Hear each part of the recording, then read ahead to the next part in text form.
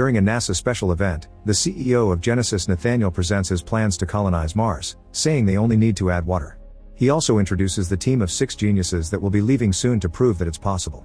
The lead astronaut is Sarah, who answers a few questions from the crowd and explains 4 years on Mars aren't a sacrifice but an opportunity. Afterward, the crowd rushes outside to watch the astronauts board the rocket and leave the planet in a very impressive launch.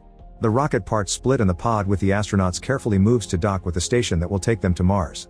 2 months later, Sarah is throwing up again and her colleagues worry. Soon big news reach Nathaniel on Earth: Sarah is pregnant. He refuses to make the team come back and announces the baby will be raised during the mission, but they must keep it hidden from the public.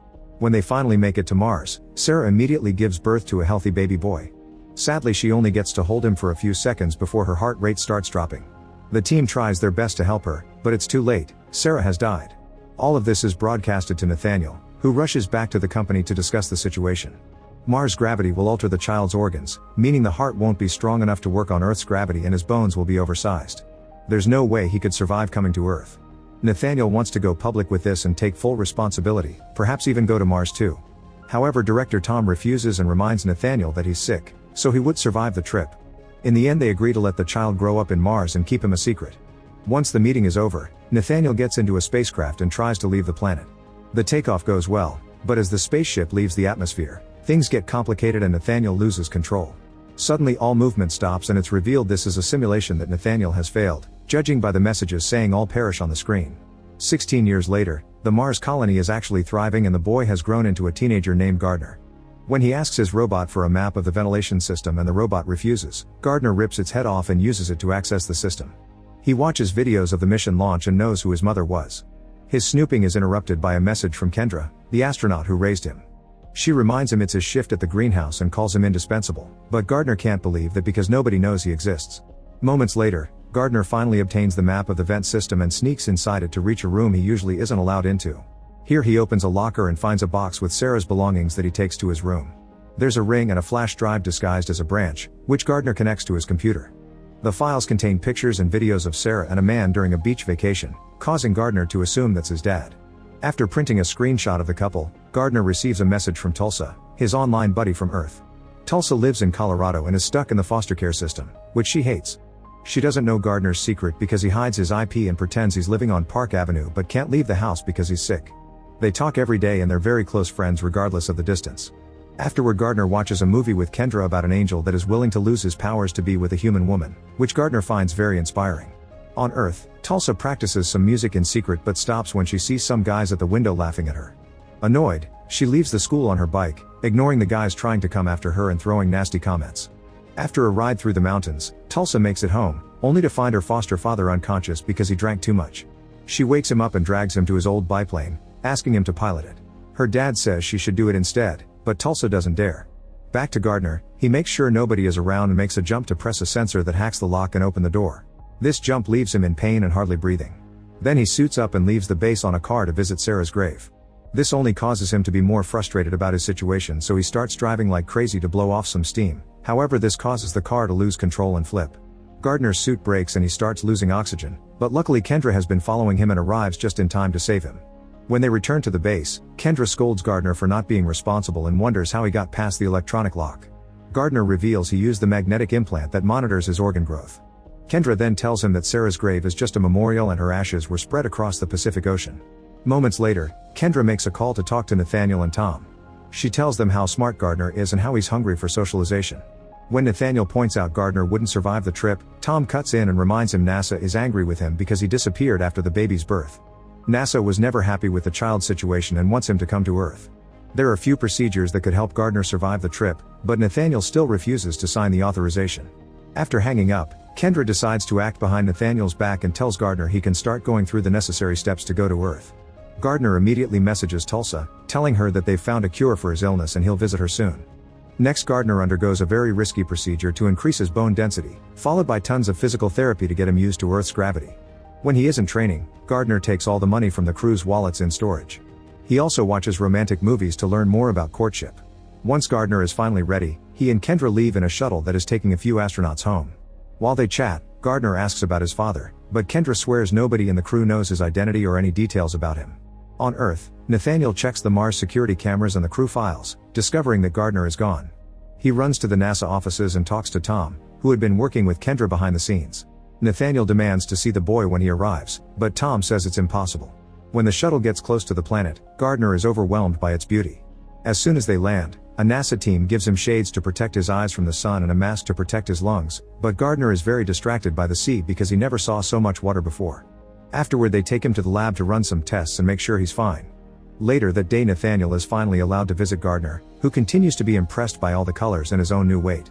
They start exchanging questions about life on Earth versus life on Mars, but they're interrupted by Kendra. She and Nathaniel join another meeting with Tom and they agree to keep Gardner in quarantine a bit longer until they make sure everything is well. When Kendra gives Gardner the news, he immediately complains because he's tired of being locked up.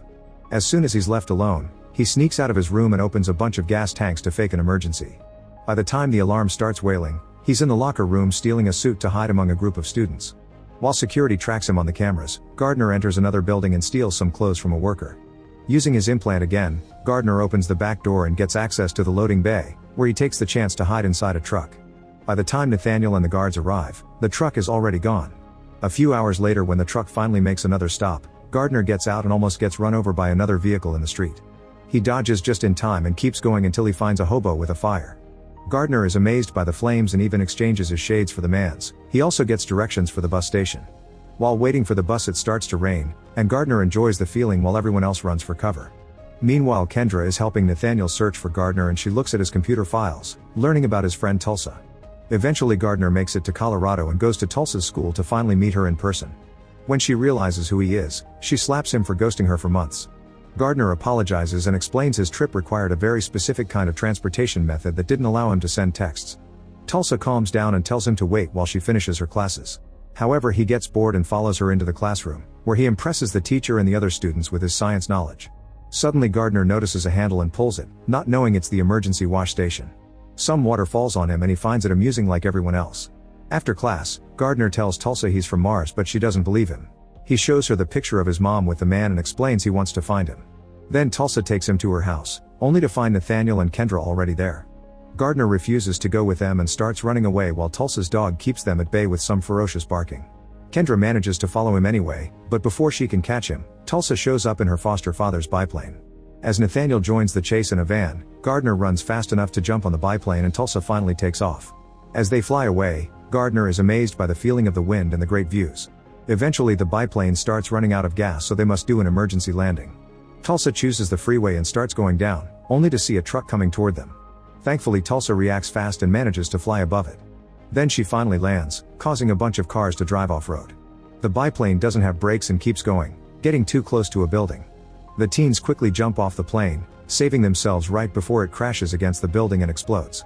Meanwhile, Nathaniel and Kendra have been following them on a helicopter. When Nathaniel makes a sudden move, Kendra accidentally drops the tablet with the GPS and footage. By the time she picks it up, she only sees the explosion and assumes the teens are dead.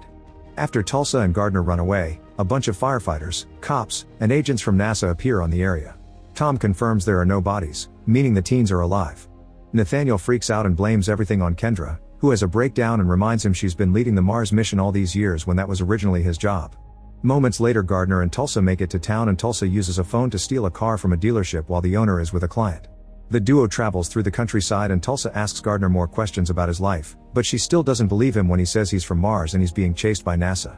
Furious, she stops the car and starts yelling at him, explaining she's tired of everyone in her life lying. Gardner shows sympathy for her situation and behaves like the gentleman from the movie to get her back in the car. At that moment, Gardner gets scared when he sees something big moving on the road, so Tulsa has to explain it's just a guy riding a horse. A few hours later, the duo stops at a diner and wait for a mother to rush with her child to the bathroom. Then Tulsa uses the tablet the mother left on the table, pointing out it won't be traced like her phone. She finds Sarah's story on the internet, but her death has been covered up with a fake suit failure story. Then Gardner brings out the ring and Tulsa notices it's half of a bigger one. It also has some engraved words on it, so she searches them and learns that they're written in the language spoken by a native tribe in Arizona. It means reunion of halves, love, eternity, and it was signed by a shaman, causing them to conclude this is a wedding ring. At that moment, the guy behind them takes a selfie with them. To make matters worse, the police have arrived and the mother is coming out of the bathroom, so the duo has to escape. Meanwhile, Nathaniel and Kendra are informed by the police that they found a pair of runaway teenagers, but they turn out to be the wrong people. Nathaniel starts freaking out and admits he's made many mistakes, like giving up. Then Kendra gets a call from the lab saying that the test results aren't good and Gardner won't survive much longer if he stays on Earth. Back to Tulsa and Gardner, they've stolen another car and they're enjoying their trip to Arizona. Gardner keeps getting amazed by things like balloons, new food, and even a harmonica. When they find a mall, they get new clothes and some supplies. Tulsa finds a piano and plays a song she wrote, which Gardner finds beautiful. Soon the mall's security footage reaches the hands of Nathaniel.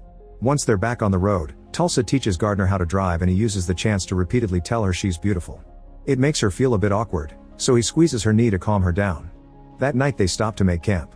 Tulsa plays some music on the car radio and dances with Gardner until they kiss. Then they share the sleeping bag and have their first time together after Gardner tells Tulsa she makes him feel human. The next day they find a woman in the area and ask her about the shaman. Luckily she knows him and takes the teens to see him. The shaman checks his records and finds the check Sarah used to pay for the ceremony, which has her address but no mention of the man. Since the shaman has a computer, Tulsa uses it to search the address and look for views that match the picture. At that moment Gardner's nose starts bleeding, so he turns around and cleans it off before she can see it. Tulsa's search is successful and finds the place from the picture. On their way out, the other woman tosses flower petals at them so they share a kiss. After many hours of driving, the duo decides to spend the night in Las Vegas. Tulsa tries to show Gardner all the buildings that imitate famous places from around the world, but Gardner finds it too overwhelming and fake. He starts feeling dizzy and his nose bleeds again until he passes out. Gardner's immediately taken to the hospital, where the doctors run tests and notice his strange bones, not to mention his enlarged heart. Tulsa also sees this and realizes he wasn't lying. When Gardner finally wakes up, he wants to leave immediately. At first Tulsa tries to stop him, but Gardner explains the hospital can't save him anyway, so at least he wants to finish his mission. The duo sneaks out of the hospital and steals another car to escape right before social services arrives. Sometime later the duo finally makes it to the place from Sarah's picture. Gardner is very weak and Tulsa has to help him walk. They find the guy and show him the picture, explaining that the official story is a lie and Sarah died during childbirth. When Gardner says the man is his father, the guy freaks out and tries calling the police. Tulsa stops him and yells at him until the man explains Sarah was his sister. Devastated by the news, Gardner starts walking toward the sea. When Tulsa tries to stop him, Gardner explains his mother's ashes are here and that since he didn't choose where he was born, he wants to choose where he'll end. After the couple shares a kiss, Gardner falls into the water, only for Nathaniel and Kendra to show up to the rescue. Together with Tulsa they drag him out and lay him down on the sand. Gardner starts asking questions about his mother and the way Nathaniel answers them finally makes him realize he's his father, which Nathaniel confirms. Afterward an ambulance rushes Gardner back to NASA and once he's stable enough, they put him in a shuttle to take him back to Mars and Tulsa comes along. He doesn't have much time left and the pilot refuses to go faster because of regulations, so Nathaniel takes over the controls. The shuttle begins shaking a lot under his command, but he's desperate to save his son and this time he doesn't make any mistakes.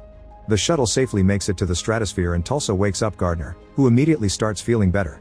The teens hold hands and float together while confessing their love for each other. When the shuttle stops at the station, Gardner has to say goodbye to Kendra and Tulsa, who can't come along. Tulsa watches in tears how Gardner returns to Mars for the sake of his health. Sometime later, Gardner is healthier and wearing his mother's ring. He and Tulsa are still chatting online every day. One afternoon Kendra visits Tulsa and explains nowadays she trains astronauts at NASA and that she has a big empty house that makes her feel lonely, so she volunteers to adopt Tulsa. The girl is happy to accept and soon she joins the training program too. Meanwhile on Mars, Gardner gets to know his father better. Make sure to subscribe and turn on notifications so you can watch more videos like this. Thanks for watching.